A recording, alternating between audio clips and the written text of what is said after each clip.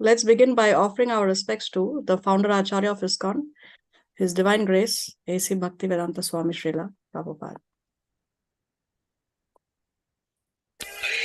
Krishna Krishna Hare Hare Ram Ram Ram.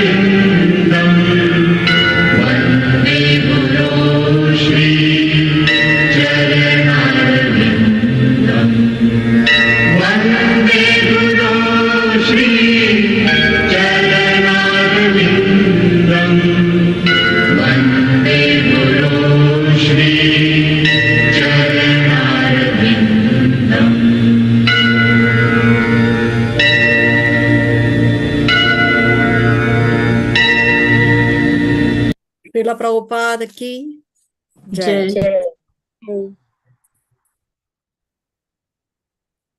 Om Agyana Timirandasya Jnananjana Shalakaya Chakshurun Militam Yena Tasmai Shri Gurave Namaha. Nama Om Vishnu Padaya Krishna Presthaya Bhutale Srimate Bhaktivedanta Swamin Iti Namine. Namaste Saraswati Deve Gauravani Pracharine Nirvishesha Shunyavadi Paschatya Deshatarine. He Krishna Karuna Sindhu Dina Bandhu Jagatpate Gopesha Gopika Kanta Radha Kanta Namostate Tapta Kanchana Gaurangi Radhe Vrindavaneshwari Vrishabhanu Sute Devi Pranamami Hari Priye. Vancha Kalpa Taruvyascha Kripa Sindhu Vyaevacha Paditanam Pavanebhyo Vaishnavebhyo Namo Namaha. Jai Shri Krishna Chaitanya Prabhu Nityananda Shri Advaita Gadadhar Shrivasati Gaura Bhakta Vrinda. Hare Krishna Krishna Krishna Hare Hare Hare Rama Rama Rama Hare Hare. Please repeat after me. Om Namo Bhagavate Vasudevaya. Om Namo Bhagavate Vasudevaya. Om Namo Bhagavate Vasudevaya. Om Namo Bhagavate Vasudevaya. Om Namo Bhagavate Vasudevaya. Om Namo Bhagavate Vasudevaya. Okay, so we welcome all of you to our weekly Bhagavad Gita class. Thank you. We have with us Auntie Nita, then we have Ritu Lalwani, we have Aja, Disha Jadwani, Disha Melwani, Divya Budrani, Karuna Jadwani, Manju, Pavani, Rajiv Kumar, Ranjit Das, Saket. Then we have Shri Harirada Vividasi, we have Varsha Mayani, we have Meena Bharwani. Okay, so what did you see in the previous class? We talk about the body consists of 9 gates. The 9 gates. Therefore, the body is called as Navadware Puri, the city of 9 gates. Very nice. What else did we see? We talk about the Vibhu, the Supreme Lord is full of unlimited knowledge. Yes, the Supreme Lord is full of unlimited knowledge. Very nice. What else?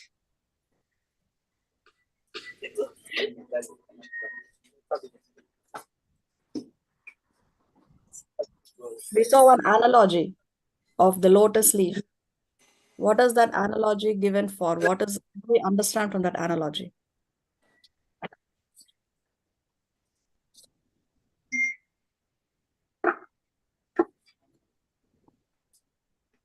The lotus leaf analogy is given to explain what?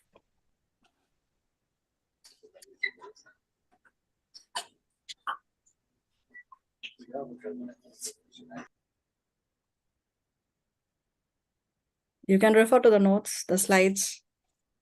Let me see who can come up with the answer.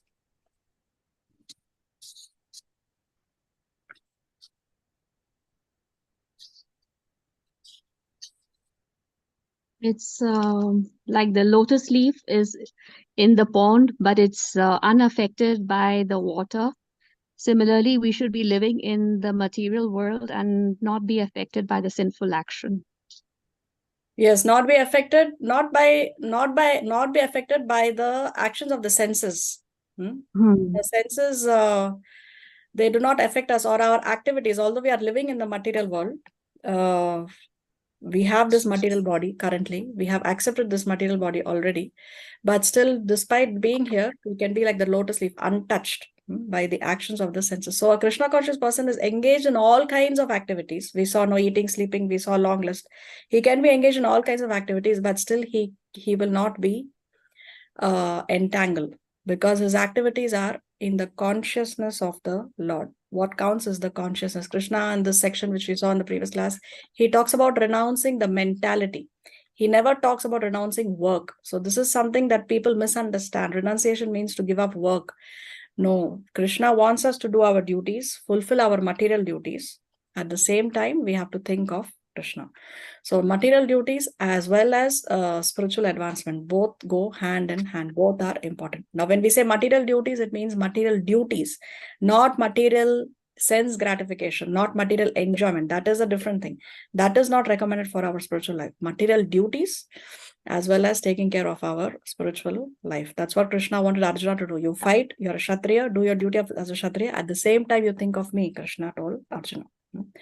So this is this is the analogy that Krishna gives us of the lotus leaf. Very nice analogy to be able to understand. Okay. So let us share. Shlok 16. Yes. 1 second.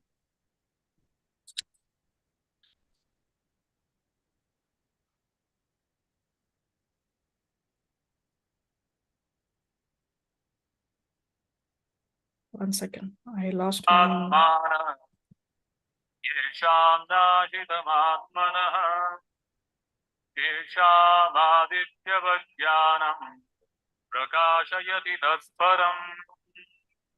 We have to start from 17, right? No, 16. We have to start from 16? Yes. Okay.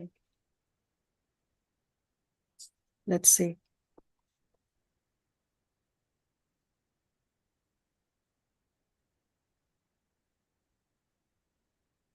Jnanena tu tadjnana.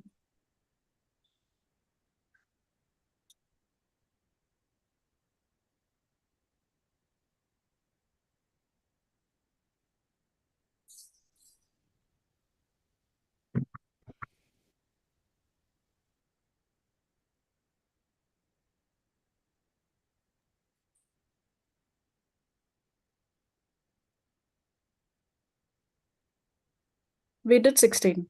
We did 16. We finished the section. We saw the difference between the body, the soul, and the super soul. Today we start from 17, section number 4. So anyway, in 16, Krishna spoke about achieving the state of perfect knowledge. Here in 17, Krishna is going to talk about after getting this knowledge, then what happens? Okay, so we'll start from here. Who can read today? Okay. Okay, thank you, Disha. Okay, so section 4, the subtitle Liberation by Focusing on the Super Soul. Let's hear the shloka. बुद्धयस्तदात्मानः तन्निष्ठास्तत्परायणाः गच्छन्त्य पुनरावृत्तिं ज्ञाननिर्धूतकल्मषाः. When one's intelligent, intelligence, mind, faith, and refuge are all fixed in the Supreme, then one becomes fully cleansed of misgivings through complete knowledge, and thus proceeds straight on the path of liberation. So once one attains the stage of perfect knowledge, then what does one do? Because one has this knowledge that one is not the body, one is spirit, soul, one is an eternal servant of the Lord, one has to serve, that is one's position. Then what happens? Then one fixes his mind, his intelligence, his faith in the Supreme, in the Lord. And because one does that, then one is becoming cleansed. No, there are two kinds of cleanliness. One is internal and one is external. External cleanliness we can maintain by having a bath and clean hygienic habits. But for internal cleanliness, we have to fix our mind, intelligence, faith, refuge in the Supreme. So when one does that, then one is fully cleansed of misgivings through complete knowledge. And because one is fully cleansed, one has purity, then one can proceed straight on the path of liberation, Krishna is saying. Because in the spiritual world, there is no space, there is no place for impurity. One has to be pure in order to enter the spiritual world. So once we attain the state of perfect knowledge, then we fix our mind, intelligence, etc. on the Supreme. And that leads to cleanliness, internal cleanliness. And that internal cleanliness leads to liberation. Let's go to 18. Vidya Vinaya Sampanne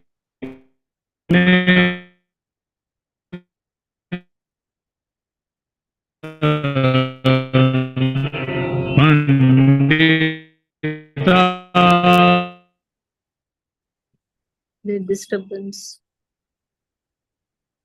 Samadarshinaha. 18. Are you there, Disha? Yeah, the audio did not play properly. That's why I wasn't sure where my cue was. Should I play it again? Were you all able to hear the shloka or no? Can you repeat again, please? Are you able to hear properly or there is disturbance?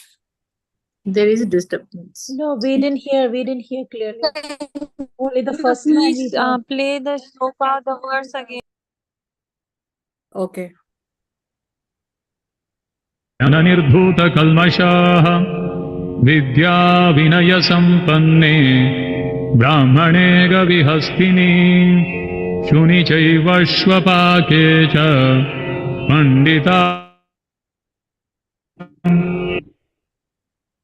Pandita Samadarshani. Humble sages, by virtue of true knowledge, see with equal vision a learned and gentle Brahmana, a cow, an elephant, a dog, and a dog-eater, outcast.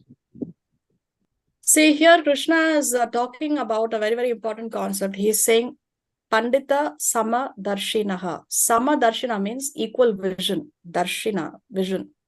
So what does the Pandita, what does a sage, what does a devotee, how does he see people? So Krishna is saying that the humble sages, by virtue of true knowledge, because they have perfect knowledge, see with equal vision. What do they see with equal vision? A learned and a gentle Brahmana, a cow, an elephant, a dog, and a dog eater. So Krishna is not making any distinction between high caste and low caste. So see, usually dog eaters are considered low caste and the Brahmanas are considered high caste. But a devotee or the Lord does not make this distinction between high caste and low caste, so to speak, so-called high caste and low caste. And then he is mentioning three animals here, cow, elephant, and dog. Now, if you have to take these three animals and compare them, or you want to put them in under certain modes, there is one in the mode of goodness, one in the mode of passion, and one in the mode of ignorance. So which animal is in the mode of goodness and why? Cow. Why cow? Because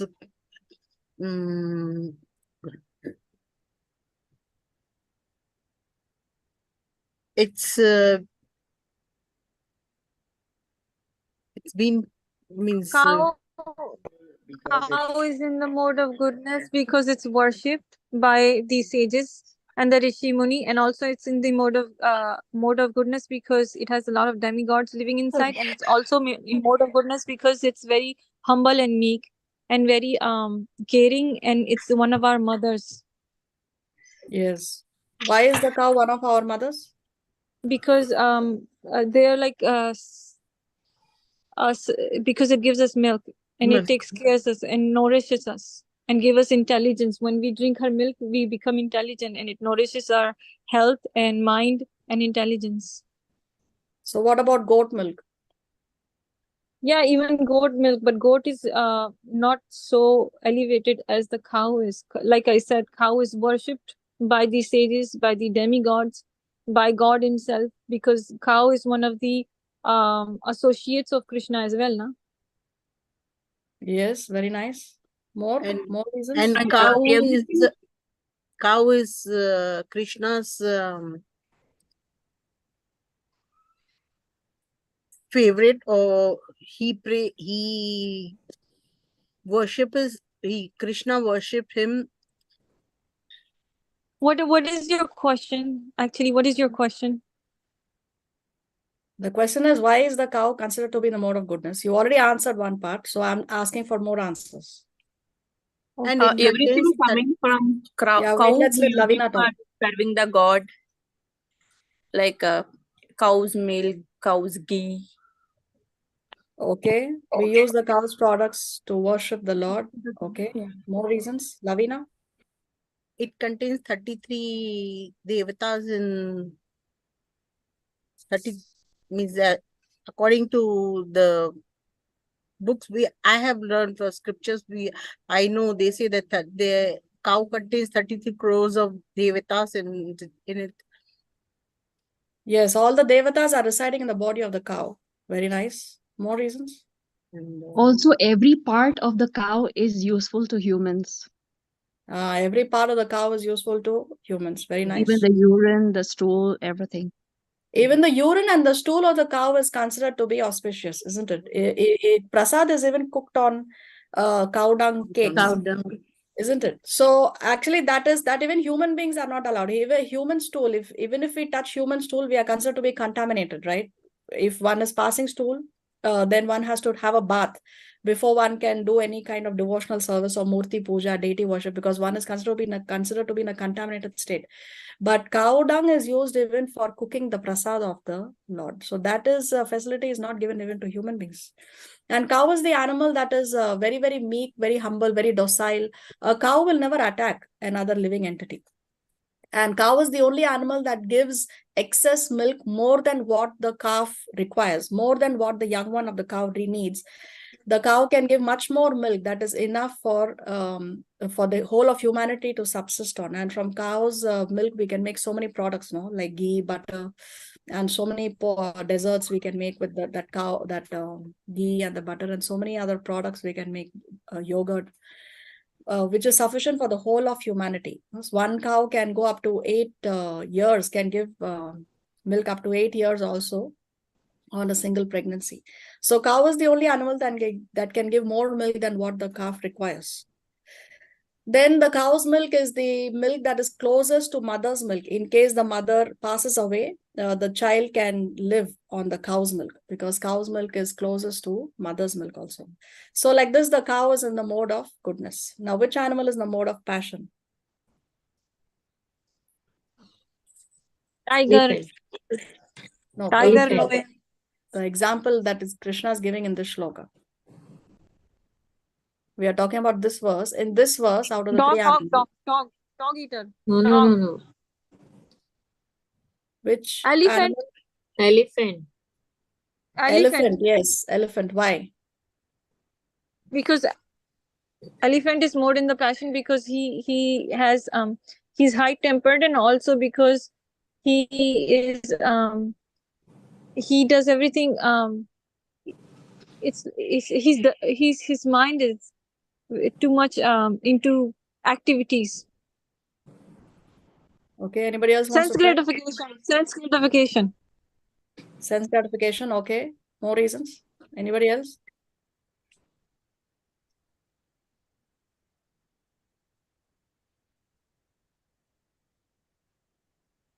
Can you give us a clue, Mataji? Let's wait. Somebody else can try. What about the strength and power and potency? Passion is all about that, no? Strength and power and Also passion. used in the wars also. Elephants. Elephants are used in the wars also, yes, because of its physical strength, isn't it? So based on the physical strength and the power, physical power of the elephant, one can say that yes, the elephant is in the mode of passion. Now, which animal is left for the mode of ignorance? Dog. Why? Dog. Because Dog dog is in the mode of ignorance because he's very dull and lazy. Okay, more reasons? They try to reproduce on the streets. Okay. They do everything illicit and they fight. They're very No, what is illicit? I mean, what? The elephants also are mating on the streets in the forest. They don't have a posh 5-star hotel. And what? They're Elephants in don't they're get in the married mode and of then they do it without consent. yeah. They don't have any intelligence. Also, they are carnivores. They sleep Okay. most of the time. They sleep most of the time. Okay. And they fight More most of reasons? the time, you know. They eat most of the time, they fight most of the time, they sleep most of the time. What do they And they're eat? lazy. They What do eat they meat. eat? Other meat. They're And carnivores. what else? What do the dogs eat that is very, very obnoxious? Obnoxious. They eat anything actually. They eat even stool. They Yeah, eat they even eat stool. In isn't it? Vrindavan, dogs eat even stool. Yeah, at least the other animals, they know to differentiate. This can be eaten, this cannot be eaten. But you see the dogs, they are considered mode of ignorance because of all the other reasons we mentioned, and also because they eat stool. And Srila Prabhupada in one purport, he condemns dogs because they pass urine even on tulsi plants. Yes. So like this, dogs are in the mode of ignorance. So see, Krishna has mentioned here 3 animals in the 3 modes. And then he's talking about high caste and low caste, the brahmanas and the dog eaters. So what Krishna is saying that as Samadarshina, he doesn't make any distinction. It doesn't matter which species one belongs to or which caste one belongs to, because these are the 2 bases of mundane differentiation nowadays in the modern times, caste system and which species, you know. So Krishna doesn't make any distinction because Krishna is residing as the super soul or the Paramatma in the heart of every species. 8,400,000 varieties of bodies are there. And so many different kinds of caste distinctions are there. But Krishna doesn't differentiate between them. Krishna is residing in the heart of all the living entities as the super soul. Krishna does not give up on anyone, no matter which species or which caste. So that is the Samadarshina. He sees everybody with the equal vision, Samadarshinaha. Now, this is one verse that is sometimes also misunderstood. See, even though one may, see, you can see this person, he's seeing everybody with an equal vision.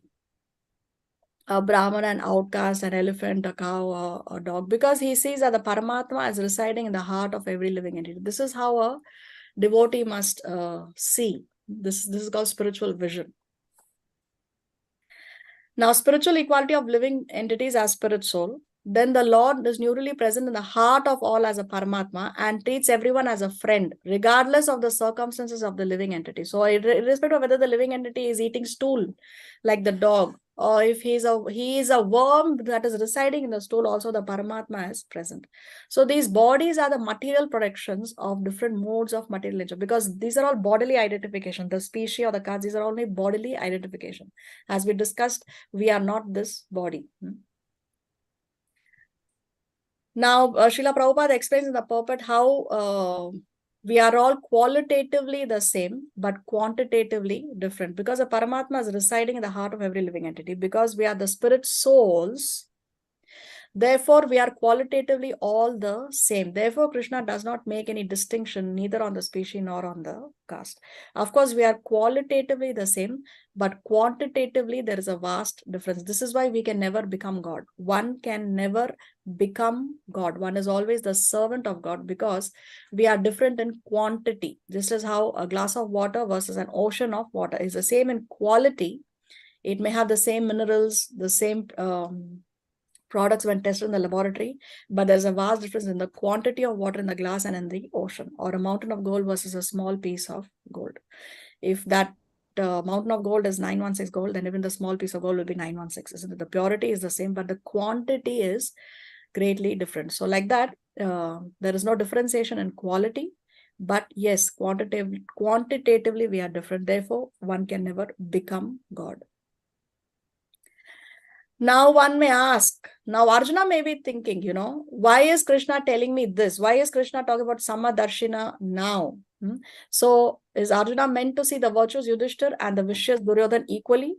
How will he see both of them equally? And even if he convinces himself and he tries to see both of them equally, then why is it that he will fight in favor of Yudhishthir and fight against Duryodhan? Because he's supposed to see both of them with equal vision. So what is the meaning of this? What is it that Krishna is wanting to say here to Arjuna? What is it that Arjuna should understand? So as a Kshatriya, Arjuna had a professional duty to protect society from aggressors. But he had become hesitant on contemplating that the aggressors on the Kurukshetra battlefield were his relatives. Arjuna could overcome that hesitation by contemplating. If the aggressors had not been his relatives, would he have hesitated to fight against them? Certainly not. Thus, remembering that aggressors related to him and aggressors unrelated to him were both equal, being souls, Arjuna should not let personal attachment bias his vision and deviate him from duty. So this is how he should see equally, that doesn't matter who the aggressors are. Duty of a Kshatriya, the aggressor should be punished. So you do your duty as a Kshatriya, see with equal vision. Doesn't matter if the aggressor is your relative, is your family member, is your teacher, is your grandfather, or is a third party. No, so this is what Krishna wants him to see with an equal vision. So having equal vision toward everyone doesn't mean denying the self-evident differences between people.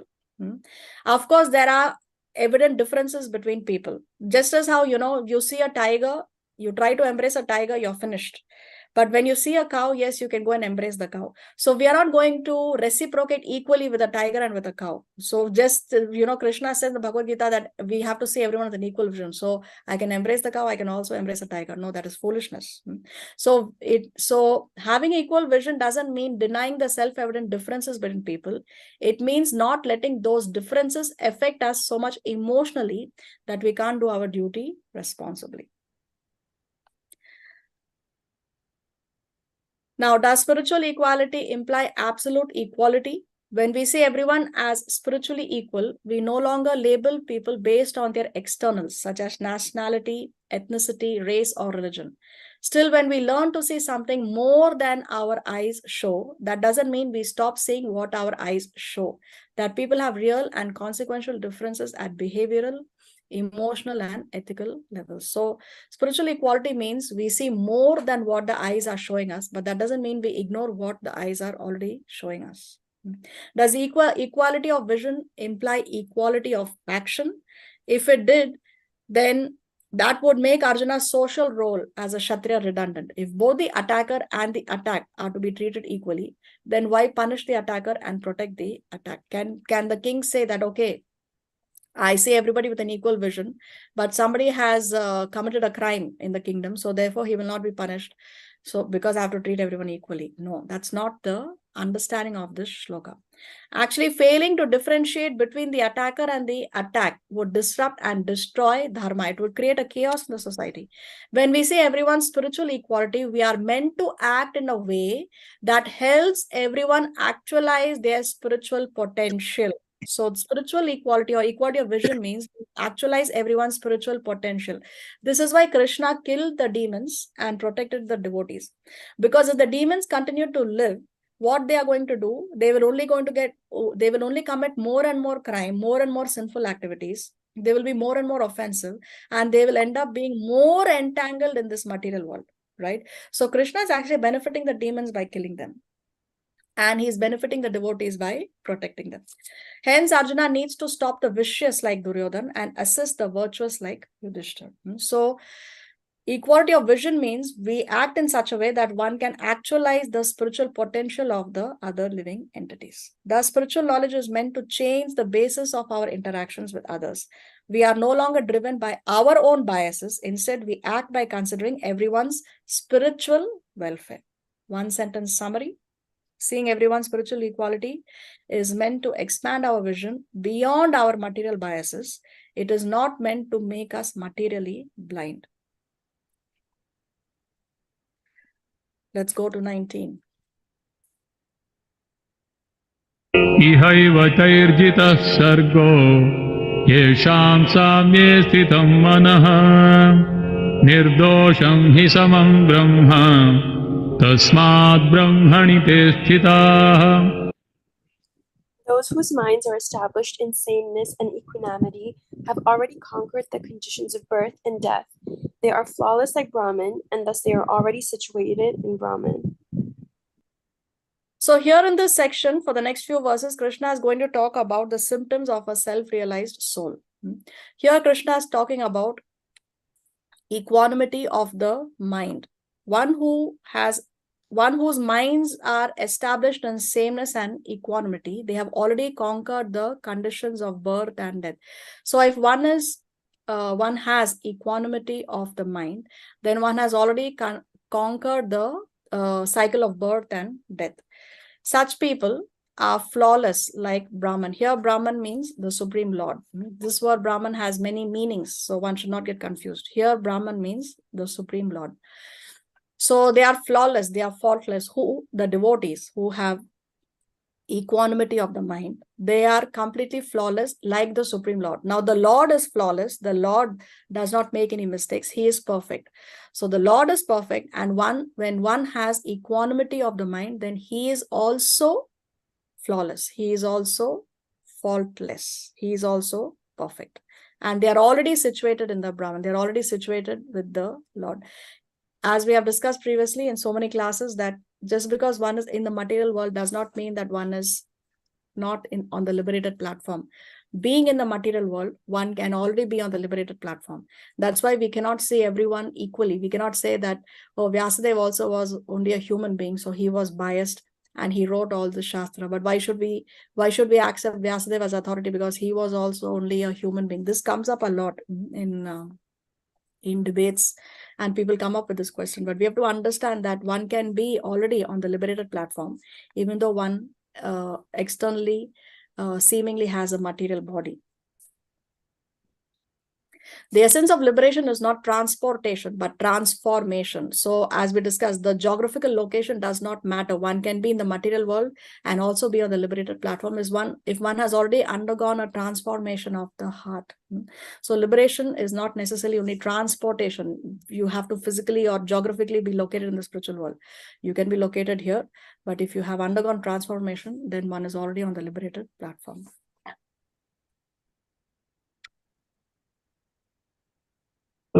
न प्रहृष्येत् प्रियं प्राप्य नोद्विजेत् प्राप्य च प्रियं स्थिरबुद्धिरसम्मूढो ब्रह्मविद्ब्रह्मणि स्थितः.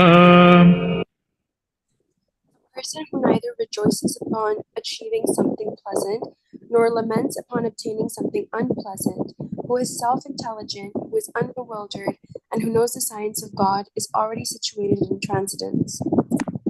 So Krishna is continuing his discussion on the symptoms of a self-realized soul. So he's giving 3 points here.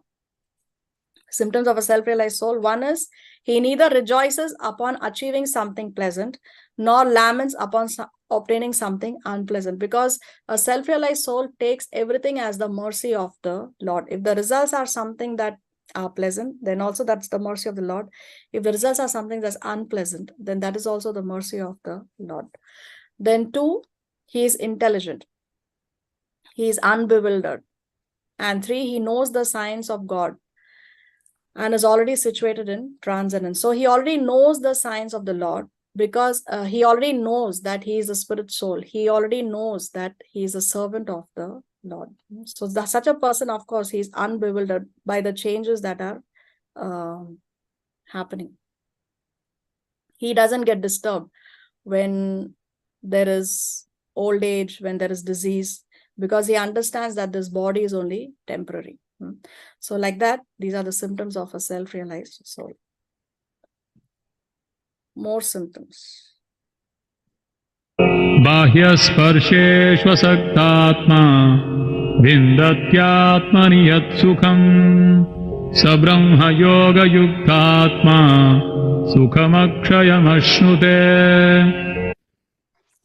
Such a liberated person is not attracted to material sense pleasure, but is always in trance, enjoying the pleasure within. In this way, the self-realized person enjoys unlimited happiness, for he concentrates on the Supreme.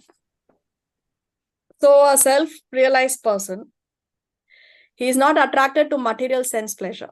Nothing external can make him happy. No amount of wealth, no amount of fame, beauty, no amount of anything external is going to attract him. He enjoys the pleasure within. He is satisfied with whatever he has. He is internally happy. That gives him happiness. Okay. So like that, the self-realized person enjoys unlimited happiness, for he concentrates on the Supreme. So another symptom of a self-realized soul, that he is not attracted to the externals. He is only attracted to the internals. He is happy. He is enjoying the pleasure within. See, there is a... Okay, before we go there, what is the greatest sense pleasure that's making the whole world go crazy? Illicit sex. Illicit sex, isn't it?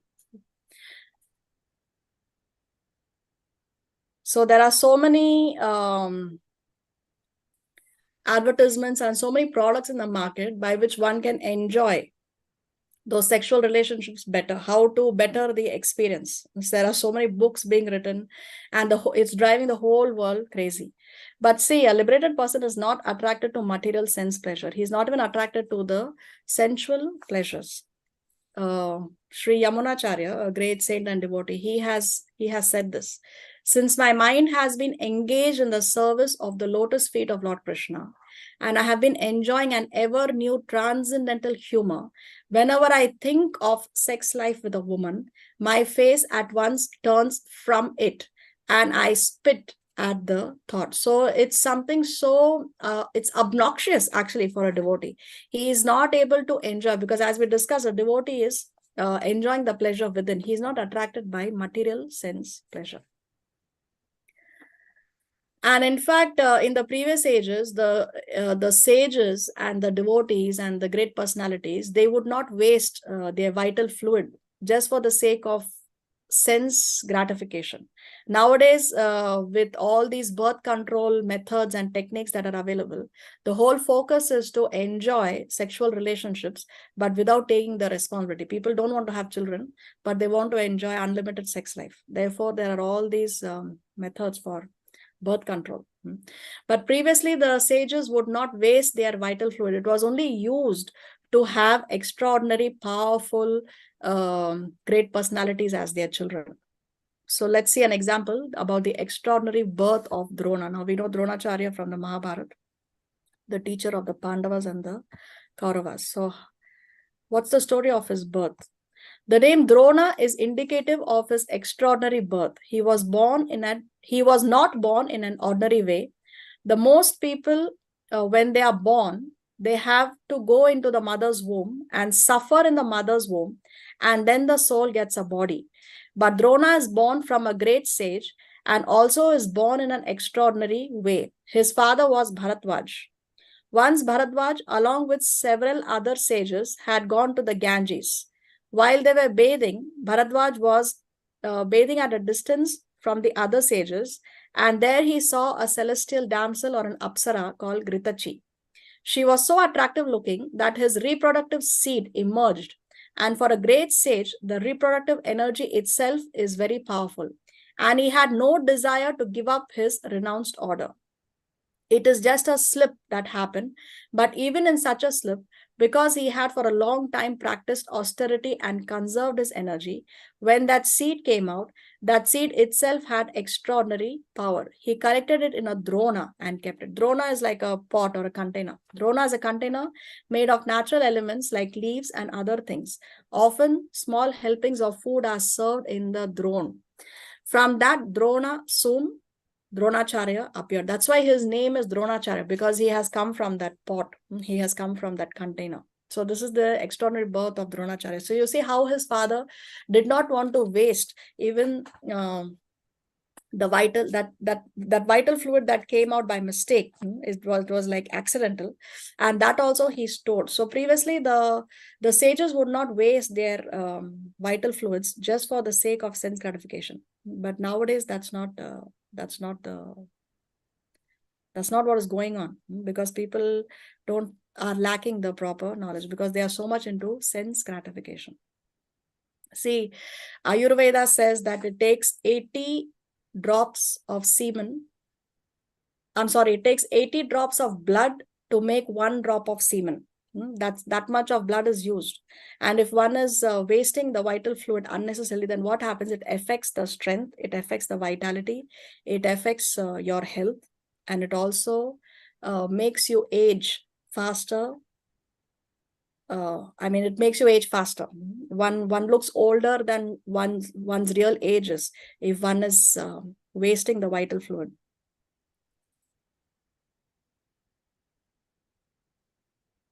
What does a devotee do when there are external attractions, distractions? What does a devotee do?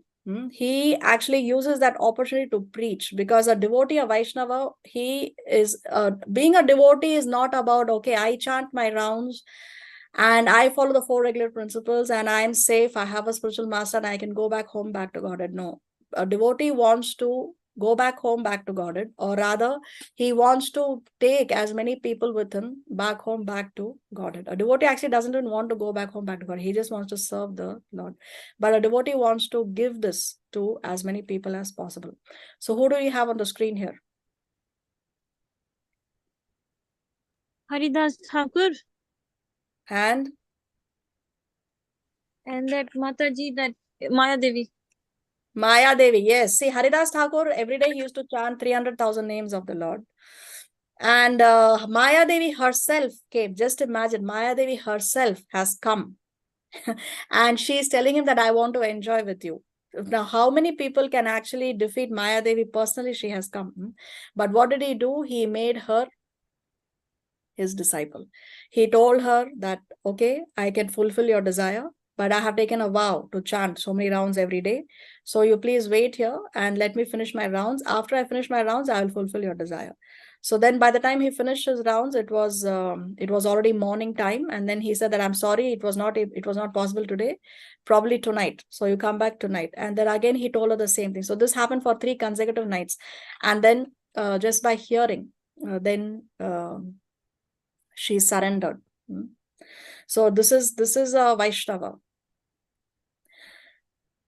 See, and then at the time of Haridas Thakur, there were Muslim rulers. There was a Muslim ruler in the land, and he did not like that Haridas Thakur is chanting the holy name. Actually, Haridas Thakur himself was born in a Muslim family, but he had become a stalwart Vaishnava by his spiritual practices. So what did he say? He says, even if you cut my body into pieces, these are the guards of the ruler. So he said, even if you cut my body into pieces and I give up my life, I will never stop chanting Lord Hari's holy name. So because the devotee is internally satisfied, internally very, very happy, nothing external can distract him. Let's go to 22. Yehi samsparshaja bhoga dukkhayonaya evate adyantavantah kaunteya nateshu ramate buddha. An intelligent person does not take part in the sources of misery, which are due to contact with the material senses. O son of Kunti, such pleasures have a beginning and an end, and so the wise man does not delight in them. So what is intelligence? Intelligence is do not take part in the sources of misery. So here Krishna is establishing a principle. He's saying that engaging in sense gratification is equal to misery. It will only bring you misery. This is one equation that Krishna is establishing here. Okay. So he's saying do not take part in the sources of misery which are due to the contact with the material senses. Then he says, "Oh son of Kunti, why does material sense gratification bring misery? Because Krishna is saying such pleasures have a beginning and an end.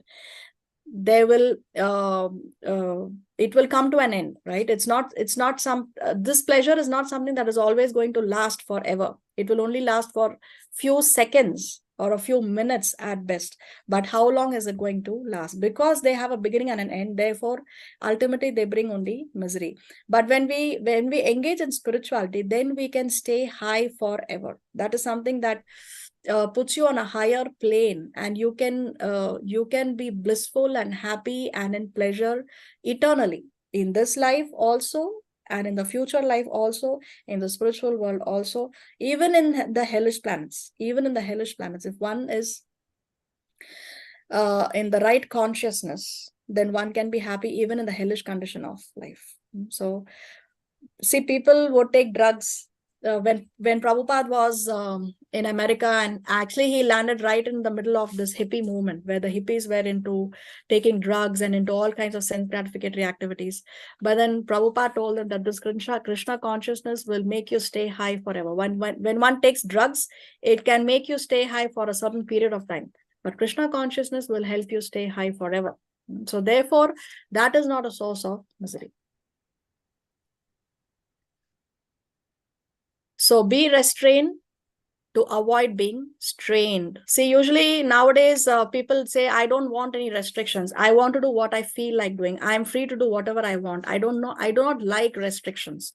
But here Krishna says that yes, we have to restrain our senses so that we don't strain ourselves. That is intelligence.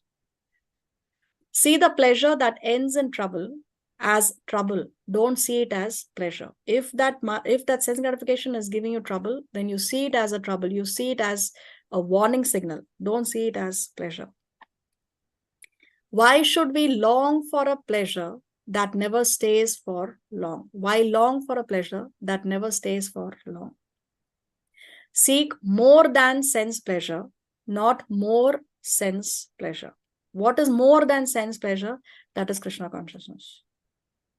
Sensual pleasure ends, but it does not end with pleasure. It will only bring misery. It will only bring distress. It will only bring stress. Let's go to the next shloka. Shaknoti haiva yasodham raksharira vimokshana kama krodhodbhavam gegam sayuktasya sukhi naraha. Before giving up this present body, if one is able to tolerate the urges of the material senses and check the force of desire and anger, he is well situated and is happy in this world. See, in the previous verse, Krishna spoke about tolerating the urges of the senses, and he said that you have to do it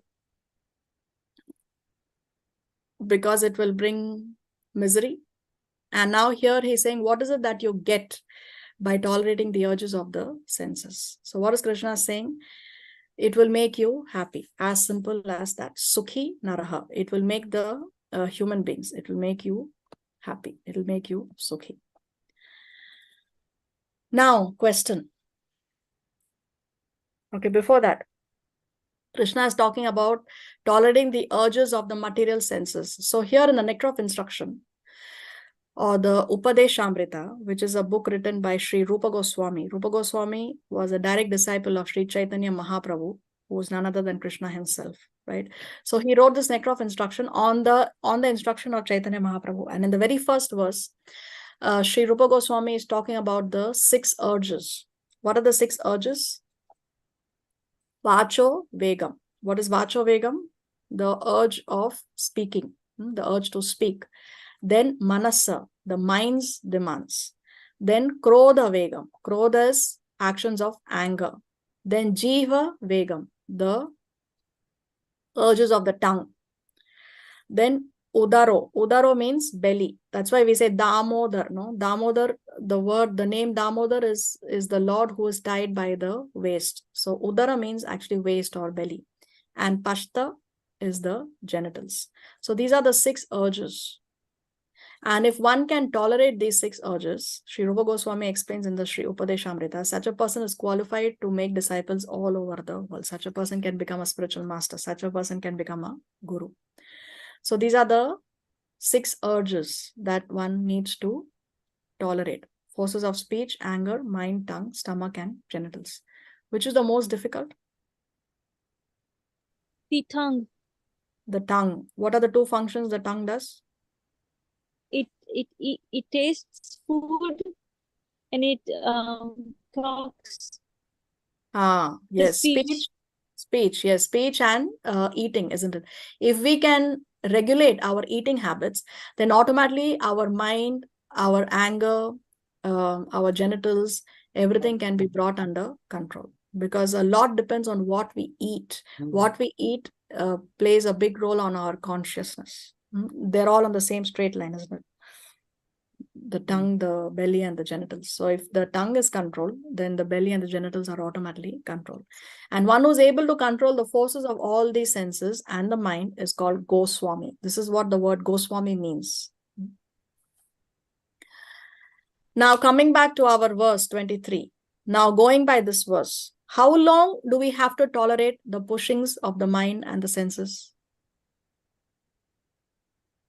How long do we have to do it? Until the senses are purified and transcendental and divine. Okay. Anybody else wants to try?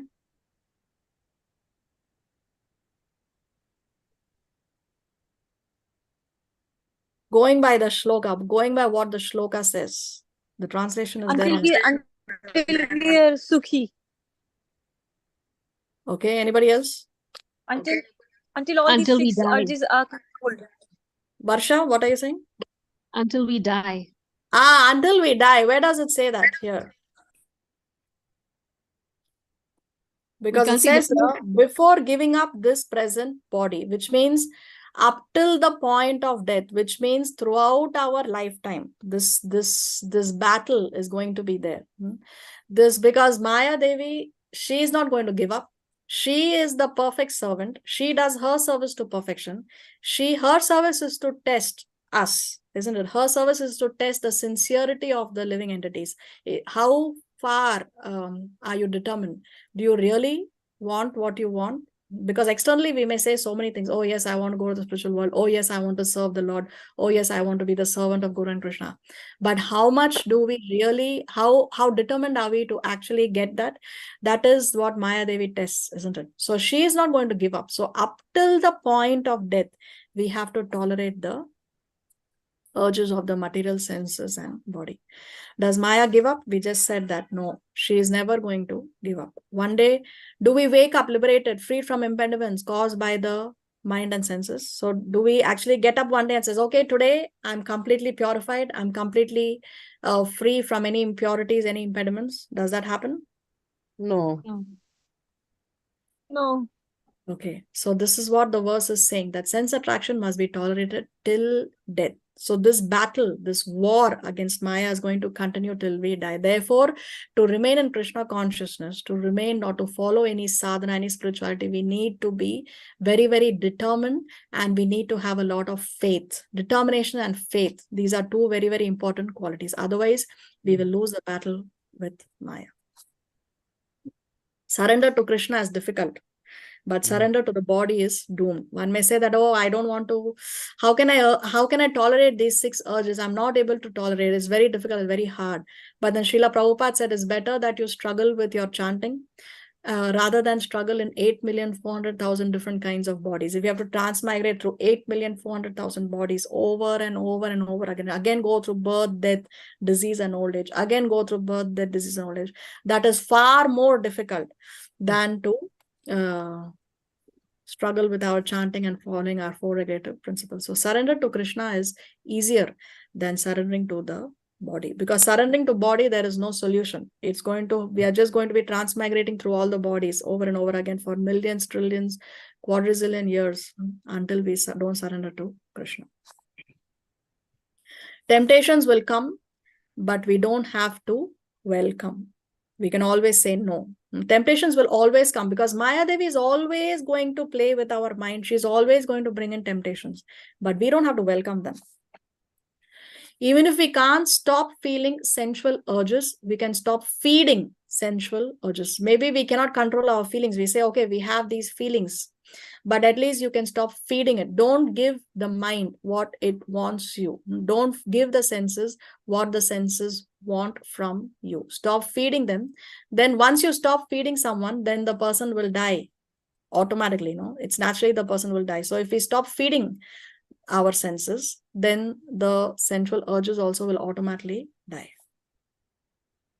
We can't always control how we feel, but we can control how we act. We have to use our free will and we have to control how we act. Just say no. Our greatest power is not the power we have over others, but the power we have over ourselves.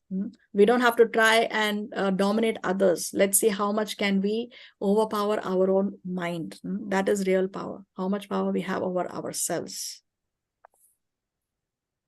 In the spiritual race, if we strive to be finishers, we will be winners. See, usually in any material race, only the person who reaches the finishing line first is declared the winner. But in the spiritual race, it doesn't matter who reaches the rope first, who reaches the finishing line first, second, third, fourth, last. It does not matter. Only we have to strive to reach the finishing line. That's all. If you just reach the finishing line, you're a winner. So in our battle, in our war against Maya, we continue with determination. We move forward. And if we can reach our the finishing line, we can reach our destination, then we will be the winners. The biggest battle in life is to keep the biggest battle the biggest battle. So there are many things that may trouble us. There may be some problems. Some of us may have relationship issues. Some may have financial issues. Some may have problem with kids. Some may have health issues. Somebody may have maybe suffering from a fatal disease. So there are many battles in life, yes. But we have to remember that the biggest battle is our battle against Maya. And we must always remember that that is number one in all our battles, because everything else is going to be resolved with time, or when death happens, everything else is going to disappear. But our battle with Maya is the most important battle. So we should remember always the number one priority in all our battles in life is our battle against Maya. See, in relationship to what we were talking about, we need determination and faith. There is a very nice pastime of Srila Prabhupada. Actually, we spoke about Sri Rupa Goswami here, right? We spoke about Sri Rupa Goswami here. He wrote the Sri Upadeshamrita. And actually, Srila Prabhupada lived in the Radha Damodar temple in Vrindavan before he traveled to the West. He lived there for some 6 years approximately. Or was it 8 years? I'm not sure. But anyway, for 6 or 8 years, he lived in Vrindavan. And he derived a lot of strength. And he says that it was by the blessings of Sri Rupa Goswami that he was able to fulfill his mission. Let us read this text.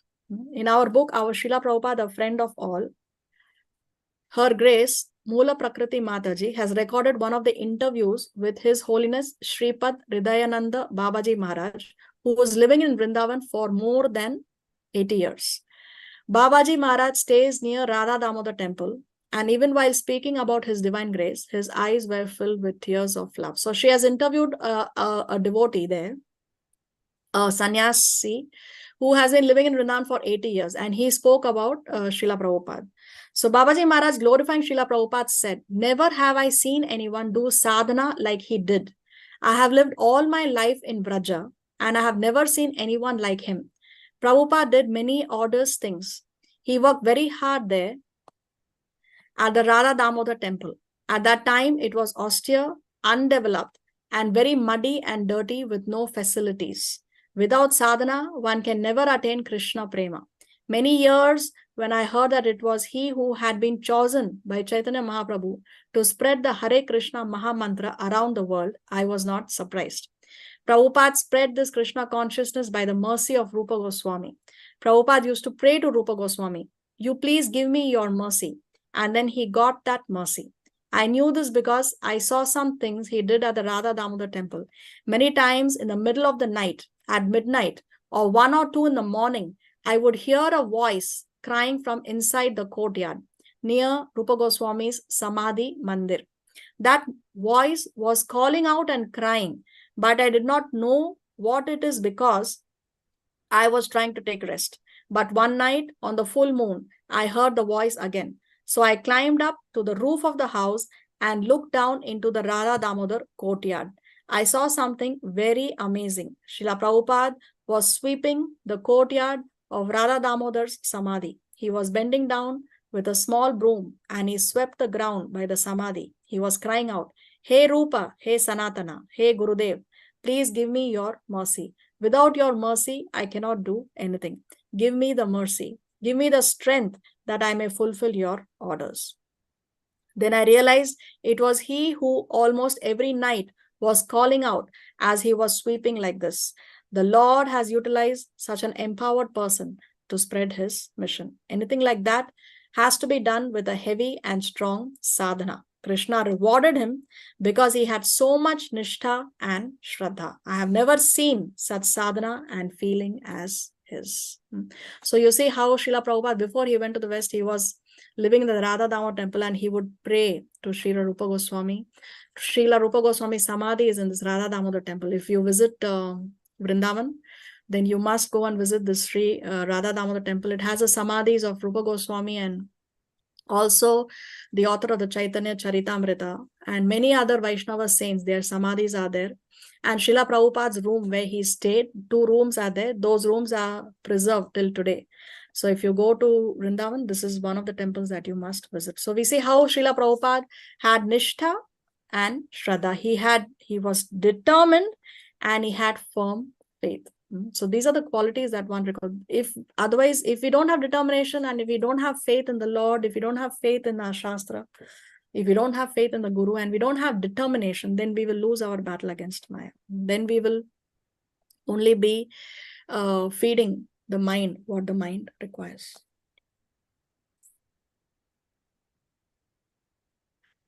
Let's go to 24. योऽन्तः सुखोऽन्तरारामः तथान्तर्ज्योतिरेव यः स योगी ब्रह्मनिर्वाणम् ब्रह्मभूतोऽधिगच्छति. One whose happiness is within, who is active and rejoices within, and whose aim is inward, is actually the perfect mystic. He is liberated in the Supreme and ultimately attains the Supreme. So here Krishna is explaining the pleasure of spiritual realization. So Krishna is saying one whose happiness is within, who is active and rejoices within, whose aim is inward, is actually the perfect mystic. He is liberated in the Supreme and ultimately he attains the Supreme. So as we discussed, he is happy and satisfied with what he has. He is happy internally. Nothing external, nothing outward is going to give him that happiness. And because of that, ultimately he attains the Supreme. So this is a contrast between material enjoyment and spiritual fulfillment. So you can see material enjoyment is only in the picture, it's black and white. But the real enjoyment is in the spiritual world. Here the material world is a perverted reflection of the spiritual world. It's a perverted reflection. So we think we are enjoying, but actually we are not enjoying. When we engage in sense gratification and we get those temporary pleasures, we think, oh, this is great, this is fantastic, this is so wonderful. But very soon it brings us only distress. So therefore, we understand that the material pleasures are only temporary and they bring distress, while the spiritual pleasure is something that is eternal. It lasts forever. So the real happiness is in the spiritual world. What we think is happiness here is not really happiness. That's why we say that Krishna also says that this material world is a perverted reflection of the spiritual world. The real thing is there. Here it's only a perverted reflection. Materialism centers on gaining, while spirituality centers on regaining. We want to regain what we have forgotten, what we have lost. We want to regain our real identity and go back to where the original home is. 25. Labhante Brahma Nirvanam Rishayah Kshina Kalmasha Chinnadvaidhayatatmanaha Sarvabhutahite Rataha. Those who are beyond the dualities that arise from doubts, whose minds are engaged within, who are always busy working for the welfare of all living beings, and who are free from all sins, achieve liberation in the Supreme. So here Krishna is giving 4 more symptoms. What are they? Oh, sorry. 1 is beyond dualities. 2, the minds are engaged within. 3, always busy working for the welfare of all the living entities. And 4, free from all the sins. So when a self-realized soul has these 4 symptoms. Now, there are 2 main things that Krishna is focusing on. Here, mind is engaged from within. So he's talking about, yes, internally one is satisfied, but externally one has to work for the welfare of all the living beings. So as we discussed, Krishna consciousness is not about, okay, I do what I have to do, my chanting my 16 rounds and follow the 4 regulatory principles. No, we have to also engage in the welfare of the other living entities. Now, when Krishna talks about welfare of all living beings, what is the highest welfare work?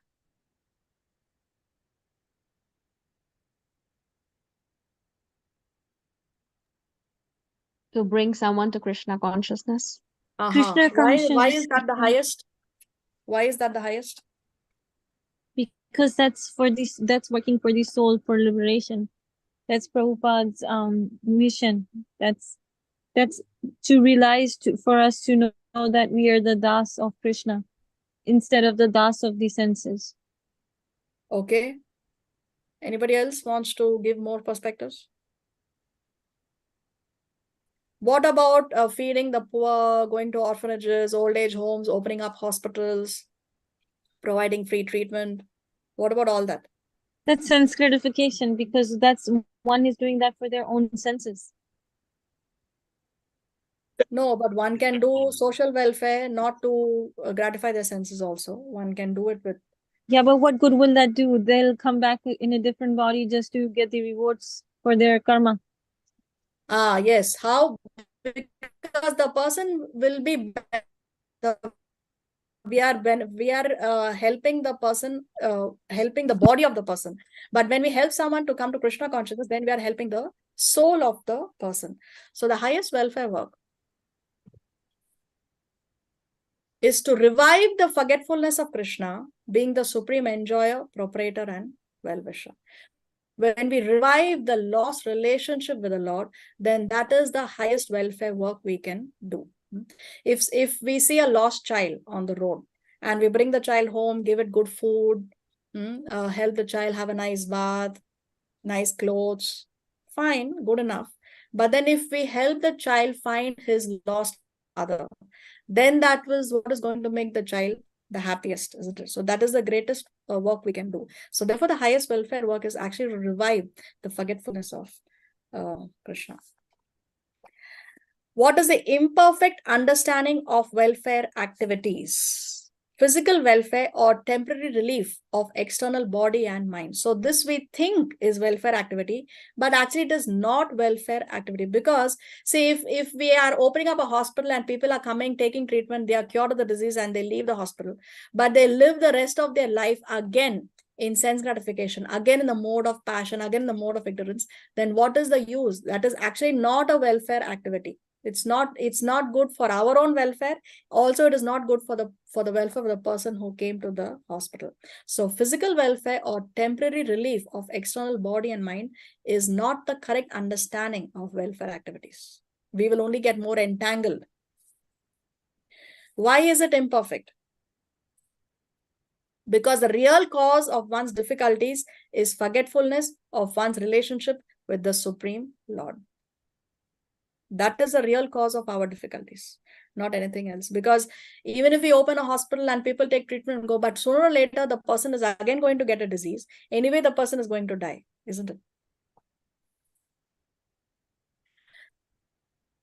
Now, the more we are responsible for others, the more we need to be responsible for ourselves. See here, because Krishna is talking about, he's talking about two things: engaging your mind from within and then welfare of all living beings. So sometimes what happens is people say that devotees, they spend too much time on their own sadhana, too many hours chanting and reading. Why don't you actually spend that time in using that time for welfare of all the living entities? So we have to understand that when we are responsible for others, we are also responsible for ourselves. In fact, we are more responsible for ourselves, because if we cannot save ourselves, then how can we save somebody else? Just like doctors.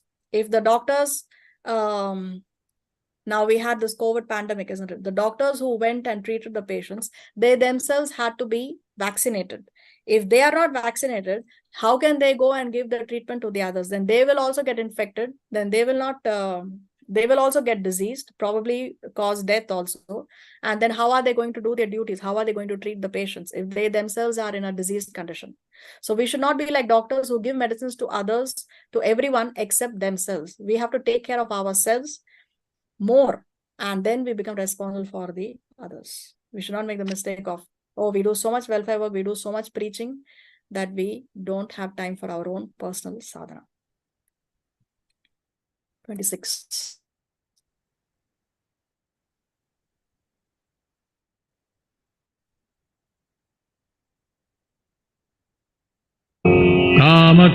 कामक्रोधविमुक्तानां यतचेतसाम् अभितो ब्रह्मनिर्वाणं वर्तते विदितात्मनाम्. Those who are free, yeah, it just paused. It just stopped playing. Those who are free from anger and all material desires, who are self-realized, self-disciplined, and constantly endeavoring for perfection, are assured of liberation in the Supreme in the very near future. So who can attain liberation quickly in the very near future? Krishna is saying, who, if you're free from anger, free from all material desires, if you're self-realized, self-disciplined, and constantly endeavoring for perfection, if you have these qualities, then you can be assured of gaining liberation very quickly. No to wait for more lifetimes. In the very near future, Krishna says. So in the purport, Srila Prabhupada gives the analogy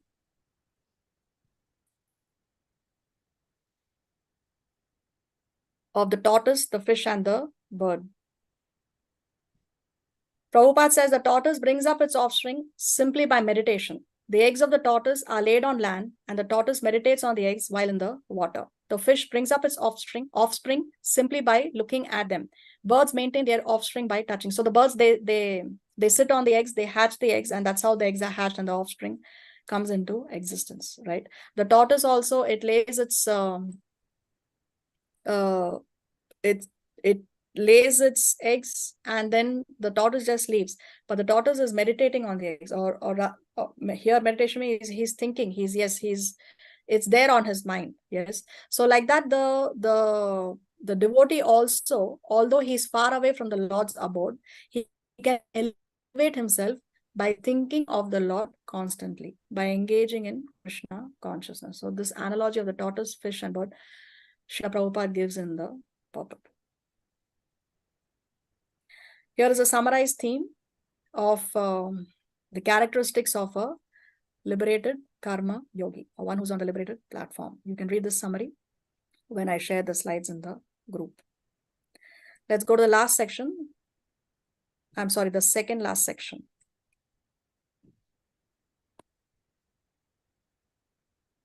स्पर्शान् कृत्वा बहिर्बाह्यांश् चक्षुश्चैवान्तरे भ्रुवोः प्राणापानौ समौ कृत्वा नासाभ्यन्तरचारिणौ यतेन्द्रियमनो बुद्धिर्मुनिर्मोक्षपरायणः विगतेच्छाभयक्रोधो यः सदा मुक्त एव सः. Shutting out all external sense objects, keeping the eyes and vision concentrated between the two eyebrows, suspending the inward and outward breaths within the nostrils, and thus controlling the mind, senses, and intelligence, the transcendentalist aiming at liberation becomes free from desire, fear, and anger. One who is always in this state is certainly liberated. So see, now Krishna is getting into a new subject matter. He's talking about how one can be liberated by Ashtanga Yoga or Dhyana Yoga, which is we discussed previously, Ashta means 8. So Ashtanga Yoga is the 8th stage process that can also lead one to liberation. Actually, here Krishna is laying the foundation for the next chapter. Chapter number 6 is titled Dhyana Yoga. So here he's just giving us a preview or a sneak peek into what is coming up in the next chapter. Of course, we will discuss this in detail when we do chapter number 6. So last verse of the chapter. Bhoktaram yagyatapasam sarvalokamaheeshwaram sahridam sarvabhutanam yatva mam shantimricchati. Om Tatsaditi Srimad Gita Upanishatsu Brahma Vidyayam Yoga Shastre Sri Krishna Arjuna Samvade Karma Sannyasa Yogo Nama Panchamodhyayaha. A person in full consciousness of me, knowing me to be the ultimate beneficiary of all sacrifices and austerities, the supreme lord of all planets and demigods, and the benefactor and well-wisher of all living entities, attains peace from the pangs of material miseries. See, this is the greatest peace formula that Krishna is giving us in chapter number 5. What is the greatest peace formula? A person should know that Krishna is Bhoktaram Yagya Tapasam, that he is the ultimate beneficiary of all sacrifices and austerities. No matter what sacrifice we do, what austerity do, what yagya we do, maybe we are trying to please some devata, but ultimately the benefit to. So Krishna is the ultimate beneficiary of all sacrifices and austerities. Then one know that is Sarva Loka Maheshwaram. He is the Lord of all the planets and the demigods, all the lokas. He's the Maheshwaram. He's the owner of all the planets and the demigods. Then 3, Suhridam Sarva Bhutanam. He is the benefactor and well-wisher of all the living entities. How is he the well-wisher of all the living entities? We discussed how even in the body of the ant or the worm in the stool or the pig or the dog, or even up to Lord Brahma, the most intelligent living entity of the universe. He is residing in the heart of all the living entities as the Paramatma. So he's the benefactor and well-wisher of all the living entities. Does not matter the caste, does not matter the species. So one who understands that Krishna is Bhoktaram Yagya Tapasam, Sarva Loka Maheshwaram, and Suhridam Sarva Bhutanam, then that person can attain peace from the pangs of material miseries. This is the peace formula. This is the greatest peace formula. So how come knowing this can give us peace? Because then there's going to be no conflict. All these wars that are fought to get some small piece of land, or within families, there is so much conflict. Sometimes brothers are fighting to get a share in the property. But if one can understand that Krishna is the supreme proprietor, nothing belongs to me, that Krishna is my well-wisher, that Krishna is the beneficiary, no matter whom I worship, Krishna is the ultimate beneficiary of all the sacrifice and austerities, then there is going to be no clash. There is going to be no confusion. Then there is going to be peace. So Krishna ends chapter 5 by giving us the ultimate peace formula. So the chapter summaries you can read when I share the slides in the group. And if you have any questions, of course, you can always message me. So by the mercy of Guru and Krishna, with this we come to the end of chapter number 5. Srila Prabhupada ki jai, Srimad Bhagavad Gita ki Jai. Hare Krishna Mataji, can I ask you a question? Yes. Did Arjun know that Krishna was the God himself in the whole Bhagavad Gita, starting from 1 to all of it? Yes, Arjuna always knew. Arjuna, as a self-realized soul, he knows he is only playing a role of as though he does not know, as though in ignorance for our benefit. But yes, Arjuna knew. Okay. Thank you so much. You're welcome. The other question I had was Nectar of Devotion. Are you ever going to teach Nectar of Devotion too? Please say yes. I in the don't know future, the answer. in I the don't future. know yet. Okay. Because my plan is after we finish this course, we will go to Krishna book. Okay. And we finish Krishna book, then we will see what can be done, because that's a project which is going to be with us for the next 3-4 years at least. Yeah. So Krishna book is too big. It's like yes. It's too vast. So Nectar of Devotion will not. Okay. Yes. Okay. Thank you. What else?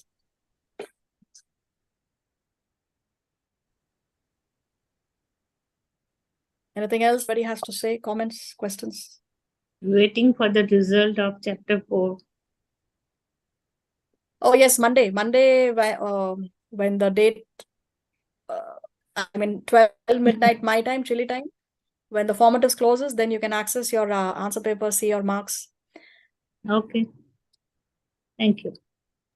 And also chapter 5 is already shared in the group. Yes. Now you have less than 2 weeks, some 10 days or so, before you can submit chapter number 5. Okay. And thank you for the chapter 5 revision and initiation today. It was really great. I really enjoyed it. Thank you.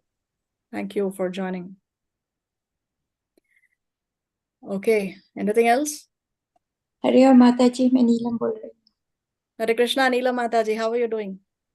I'm doing okay. My husband is still in hospital, so I got a chance to listen to your course today. Really enjoyed it. Thank you for joining, Mataji. And we are all praying for your husband. Thank you so much. Thank you so much. Thank you. Hare Om. Hare Krishna. Hare Krishna. We all pray. Krishna. Pardon?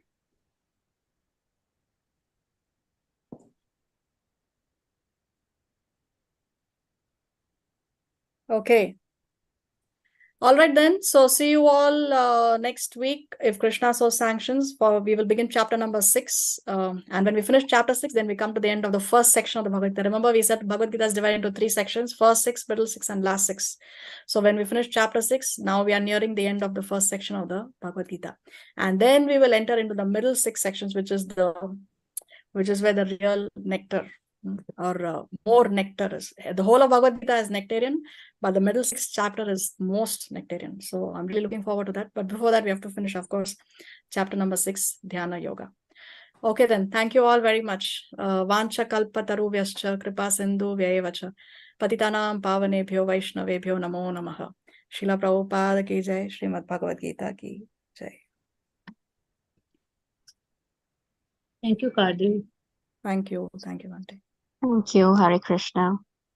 Thank you, Hare Krishna. Thank